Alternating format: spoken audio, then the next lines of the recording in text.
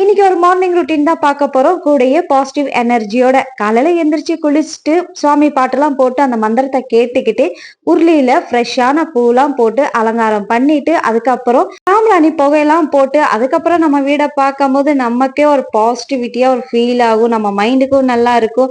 நாமளும் ஒரு ஃப்ரெஷ்ஷா ஃபீல் ஆகும். அந்த கையோடயே வந்து கிச்சன்ல போய் அந்த மந்திரத்துக்கெல்லாம் கேட்டுக்கிட்டு அந்த சாம்பிராணி வாசனத்தோட நாம போய் லஞ்ச் அண்ட் பிரேக்ஃபாஸ்ட் சமைக்கும் போது ரொம்ப ஒரு ஃப்ரெஷ்ஷா ஃபீல் பண்ணுவோம்.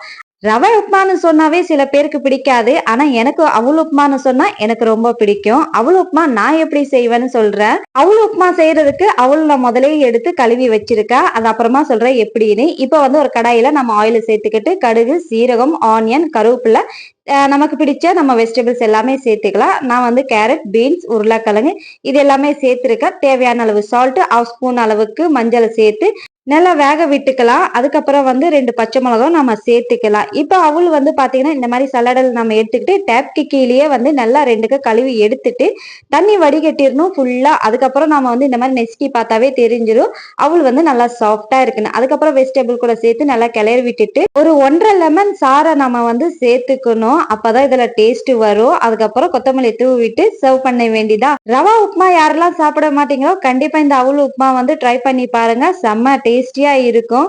ஸோ இந்த வீடியோ பிடிச்சிருந்தா லைக் பண்ணுங்க. நம்ம சேனலை சப்ஸ்கிரைப் பண்ணாம இருந்தீங்கன்னா சப்ஸ்கிரைப் பண்ணிக்கோங்க.